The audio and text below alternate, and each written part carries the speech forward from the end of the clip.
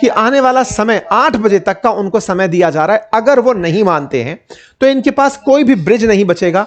They are going to have no power plant और उन्हें stone age में पहुंचा दिया जाएगा। अच्छा, ब्रिज जितने भी हैं देश में उन्हें निशाना बनाया जाएगा। पावर प्लांट जहां से बिजली उत्पादित होती है वहां का निशाना बनाया जाएगा। आपको याद होगा बीते 15 दिनों से ट्रंप पावर प्लांट को निशाना बनाने की धमकियां दे रहे हैं। पावर प्लांट से उद्देश्य है कि ईरान में बिजली सप्लाई पूरी तरह ठप कर दी जाए। बिजली सप्लाई ठप होते ही ईरान के अंदर निश्चित ही एक बहुत ज्यादा अनसर्टेनिटी उत्पन्न होगी, जनता के बीच में रोष उत्पन्न होगा, क्योंकि रातों रात पावर प्लांट बनाए नहीं जा सकते और उसके लिए वो ये जिम्मेदार पाएंगे कि उनकी जो सेना है या IRGC है या फिर उनके सुप्रीम लीडर्स जो हैं वो ईरानियंस की जिंदगी के साथ खिलवाड़ कर रहे हैं। ये बात ट्रंप ने कहते हुए कहा कि या तो समझौते के लिए मान जाओ, अदरवाइज हम ये हालात कर देंगे। पिछली बार भी आपको याद होगा जब इन्होंने धमकी दी थी तब ईरान ने कहा था कि अगर आपने ऐसा किया तो आपके जितने भी मित्र राष्ट्र हैं गल्फ के अंदर, चाहे वो GCC कंट्रीज में UAE हो, कुवैत हो, बहरीन हो, कतर हो, इन सब को हम निशाना बनाएंगे, इनके डिसैलिनेशन प्लांट तोड़ेंगे और इनके ब्रिजेस तोड़ेंगे।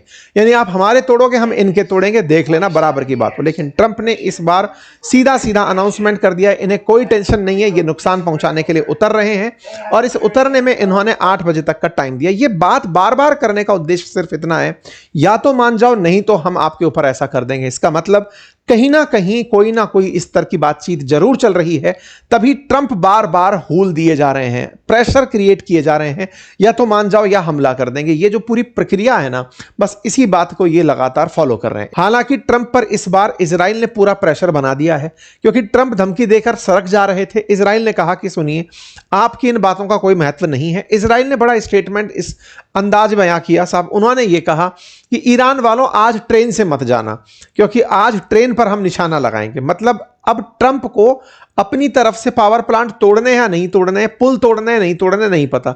इजराइल ने आज का टारगेट बना लिया है कि वो आज ईरान की ट्रेनों को नुकसान पहुंचाएगा, उसके ट्रैक्स को नुकसान पहुंचाएगा। ये एक प्रकार से ईरान को पूरी तरह से इंफ्रास्ट्रक्चरली बहुत ज्यादा बर्बाद करने के प्रयास में है। इसी को इन्होंने पाषाण युग कहा था और यही कारण है कि ईरान स्ट्रेट ऑफ हॉर्मुज नहीं खोल रहा है। उसने अपनी द्वारा दी शर्तों में यह कहा है कि अगर आप जहाज निकालना चाहते हो तो निकाल लो, $2 मिलियन पर जहाज लगेगा।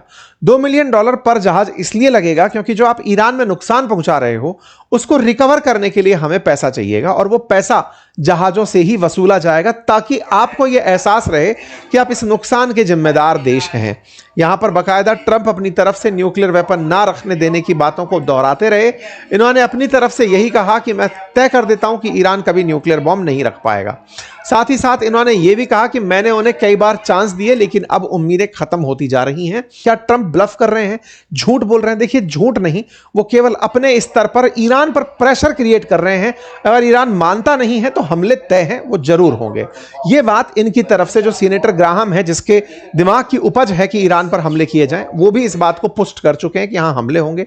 इस बात के ऊपर पीटर हेगसेथ जो रक्षा मंत्री हैं, जिन्होंने उन 2 पायलट्स को निकलवाने में बड़ा योगदान दिया, उनको भी पब्लिक में लाया गया और उनकी कई प्रेस कॉन्फ्रेंसेस को होल्ड पर डाल दिया कि अब तुम तभी करना जब हमला हो जाए।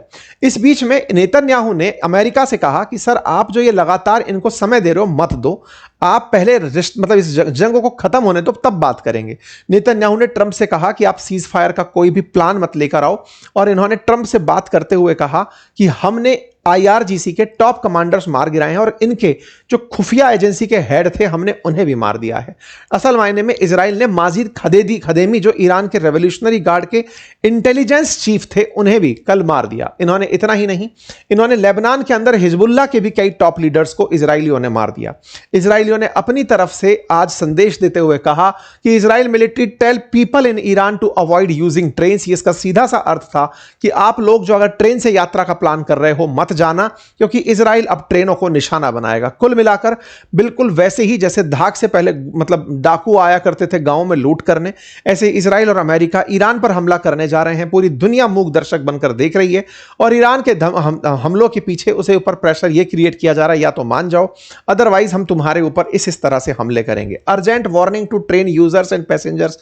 In Iran, dear citizens, for your safety, we kindly ask you to refrain from using and traveling by train throughout Iran from now until 9 Iranian time. जब रात को 9 बज रहे होंगे ईरान में, भारत में उस समय रात के 11 बज रहे होंगे, उस समय तक ट्रेनों पर हमले होने शुरू हो जाएंगे. Your presence on train and near railway line put your life at risk. इसका मतलब सीधा है कि अब अमेरिका जो भी कहे, ईरान और इजराइल हमला करके रहेगा, और यहां पर सारी बातें हैं. इस बीच में खबर आती है कि ईरान ने भी तैयारियां शुरू कर दी हैं, और वो भी इन देशों में, जिन देशों में अमेरिका के हित हैं, उन्हें निशाना बनाने की तैयारी कर रहा है. जैसे असल मायने में अमेरिका के बहुत ज्यादा अच्छे रिश्ते हैं बहरीन के साथ, सऊदी अरेबिया के साथ, और सऊदी अरेबिया को बहरीन से जोड़ने वाला एक ब्रिज है जिसका नाम है किंग फाहद कॉजवे. उसके ऊपर से अब ट्रैफिक हटा दिया जा रहा है कि भाई इसको निशाना ईरान बना सकता है. जब ये टूटेगा तो भाई सब, जब उनका टूटेगा तो इनका भी टूटेगा. तो इन्होंने अब ब्रिजेस को खाली कराना शुरू कर दिया है.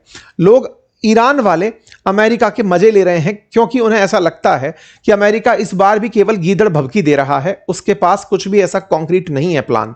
इस पर ईरान की तरफ से, एम्बेसी ऑफ बुल्गारिया की तरफ से ईरान, ट्रंप के मजे लेते हुए कहा गया, जब उन्होंने लिखा कि 8 PM पर हमला करेंगे, तो वो कह रहे हैं क्या, अच्छा वो एप्स्टीन टाइम पर हमला करोगे, ओके.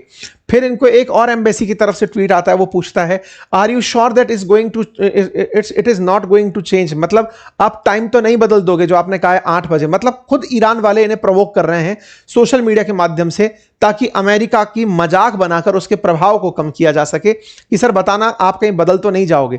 यह जानकारी अप टू डेट है. जितनी ये जानकारी कल तक आपने प्राप्त की थी उससे लेकर अब तक के लिए है. आगे जो भी जानकारी होगी कल फिर एक सेशन में आपके साथ साझा होगी. इसीलिए आप इस चैनल को सब्सक्राइब कर लीजिए, जिसका कोई चार्ज नहीं है. चैनल के नीचे एक सब्सक्राइब का ऑप्शन दिया हुआ है, इसे क्लिक कर दीजिए. अगर ऑलरेडी कर रखा है तो अपने साथियों से इसे साझा करके उनसे भी सब्सक्राइब करा लीजिए, ताकि जब भी कोई और अपडेट आएगा वो मैं लेकर आप तक पहुंचूंगा. जानकारी पसंद हो तो अपनी राय कमेंट बॉक्स में लिखें. बहुत धन्यवाद.